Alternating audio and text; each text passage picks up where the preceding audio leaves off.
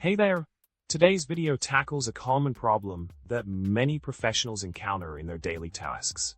The issue at hand revolves around a database used for construction purposes, specifically focusing on resizing columns in multiple sheets to accommodate changes in project requirements.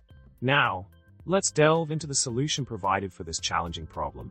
The VBA script shared is designed to resize column widths in a workbook, excluding specific worksheets like column index, column list, and template.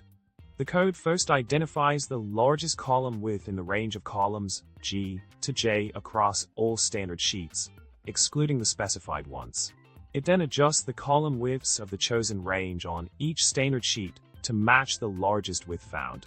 Simple yet effective, this solution streamlines the process of resizing columns across numerous sheets. In summary, this VBA script offers a streamlined solution to a common task faced by professionals managing construction databases. By excluding specific worksheets and resizing columns efficiently, it simplifies the process of adapting column widths to meet project needs. Thanks for tuning in.